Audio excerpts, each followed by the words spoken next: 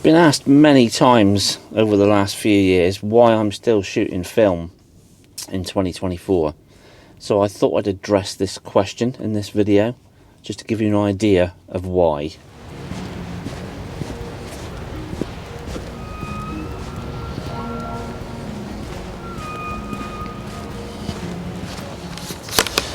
Well, my photography journey, or my career if you like, started back in the early 90s. So back then digital cameras were in their infancy. Some were coming out, some were a bit naff. I started on film cameras, so I kind of was blissfully unaware for quite a number of years. So I didn't really get into digital photography straight away.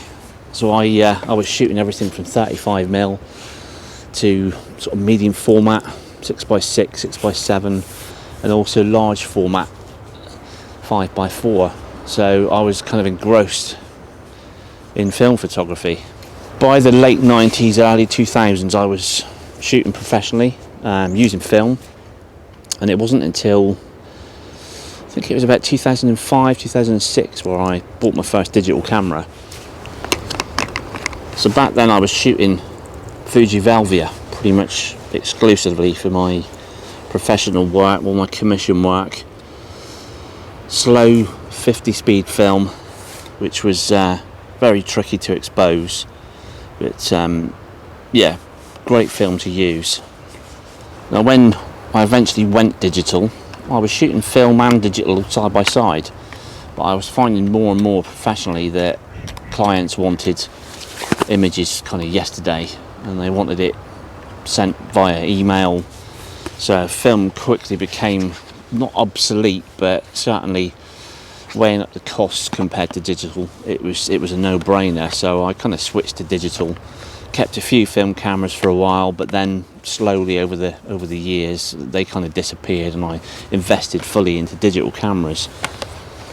My professional career then as a photographer pretty much went up to about 2015, 2016, and then for reasons that I'm not going to get into now, I kind of had to go back and get a real job. So I ended up just doing it as a hobby. So I was shooting digital still, no film cameras, but as time went on, I got that itch again to shoot film. Now, why would I do that? The shooting film is quite good fun. So if you compare it to digital cameras, obviously you're not getting an instant response from the camera as to what you've shot. So everything's a little bit of a mystery, which I kind of like that in this day and age where everything is instant, and you know, everybody wants something yesterday, and it's like, you know, shooting film, it slows you down, it makes you more selective. I mean, I'm shooting at the moment with my panoramic camera, my 6x17, so I shoot 120 roll film. I get 4 frames on a roll, so I've got to be selective, otherwise it would cost me a fortune to shoot with this thing.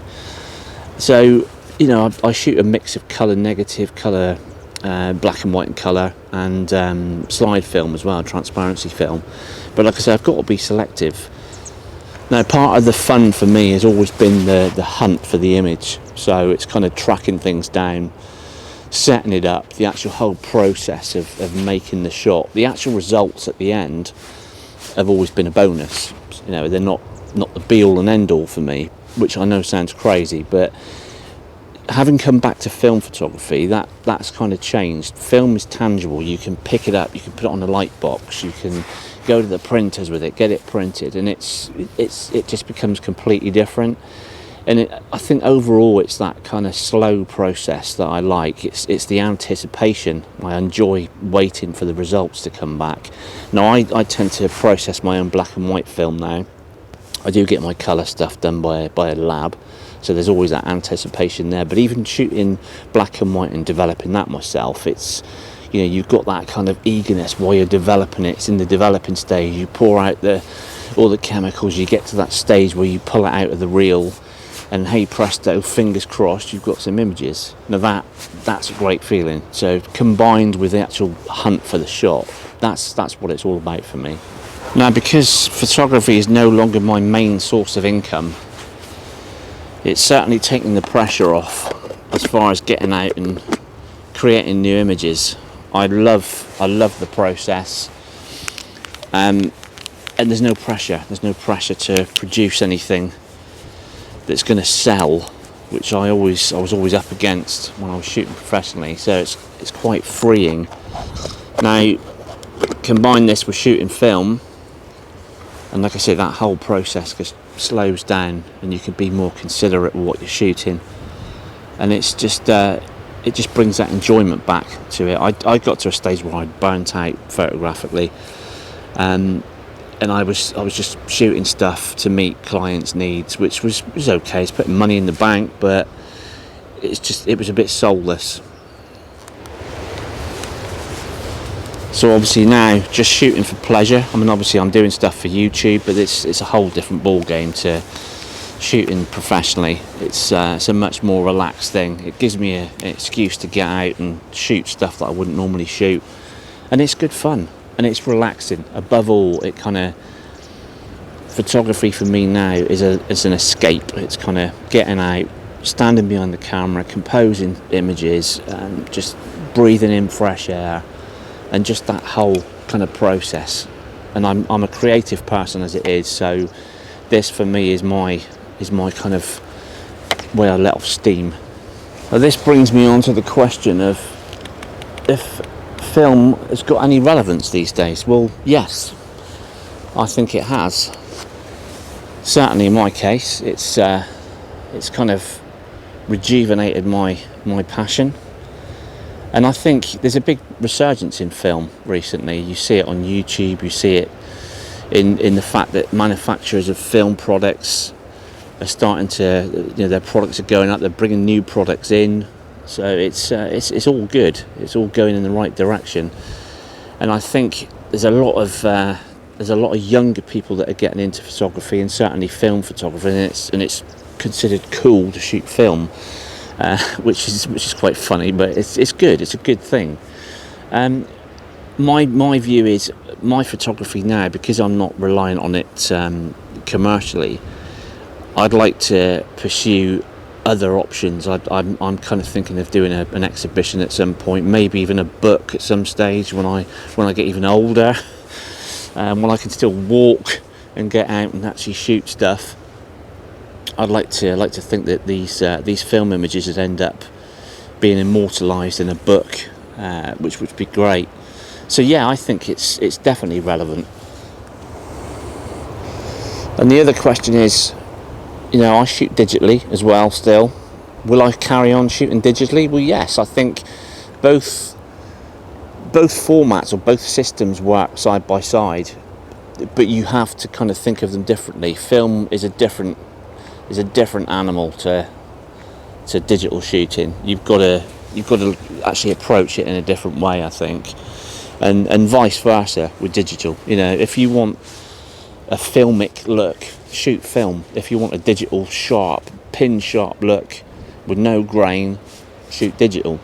So it's one of those things. I think if you separate the two, then don't try and combine, and don't try and make them look like each other. Then you're fine. So definitely a place for both. I'll carry on shooting digitally. Like I say, I'm pretty happy with both systems. I use them in different ways, and they work for me. So this brings me on to tonight's shoot. Where am I? What am I doing? Good question. I'm down at a place called Thelston, which I've been to many times, and you've probably seen a couple of videos over the last few months from this very location. I'm actually shooting this bridge, which I'll spin you around and show you in a minute. I'm shooting black and white tonight. Got a roll of Ilford Delta 100 in the panoramic camera. So again, like I said earlier, 4 frames. I'm only going to shoot this one composition tonight. So I'm just waiting for a little burst of light to come through, ideally. But if it doesn't matter. It's quite a moody shot here. So. And it should come out quite nice on black and white. Some nice reflections in the water. The water's quite high tonight, which is good. So yeah, that's why I'm here. Why have I revisited this place? I come here quite a lot, and I make no excuses for coming back. say it's one of my favourite shoot locations, and every time I come back I get something different, so why not? So here's this bridge. It's a little footbridge that goes over the back of this. It's like an inlet, like a lake, freshwater lake that joins in with the sea most of the time. It's quite high at the moment, and you can see the reflections in the water. I'm shooting it side on like this, so in the panoramic form it'll look quite nice, and give it the black and white treatment as well. It should look pretty nice. So the mechanics of the shoot, I've got my 90mm lens on, using a red filter. I'll probably shoot 2 with red and 2 without. Got a grad just over the top part of the sky, so Ilford Delta 100 film. Shooting at f32, and it's giving me about, with allowing for this filter, it's probably around 4 seconds as a base exposure. So I'm kind of hoping there's going to be a little burst of light, but I don't think it's going to happen. But I'm not too worried, because the wood on the side of the bridge, there's a little sort of lighter portion that goes through the kind of mid section of the bridge, and that kind of looks quite nice. So I think in black and white this should work quite nice. Thankfully I'm out of the wind here, which is good. So I've removed the red filter now. So I'll try one without.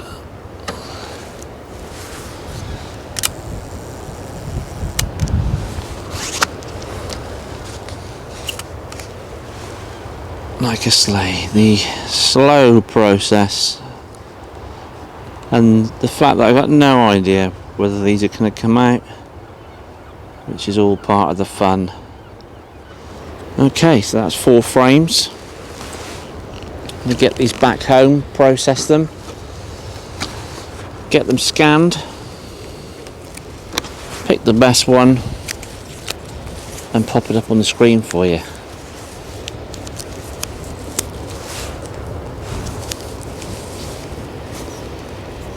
There we go.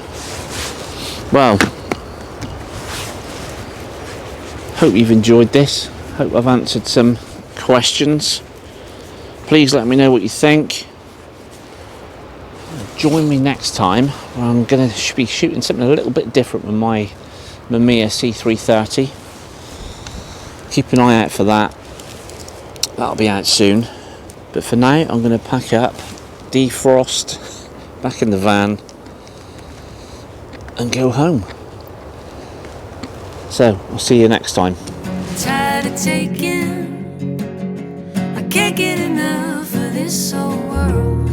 Another auctioneer, a fist inside of his mouth, watching it happen. Tide rolled in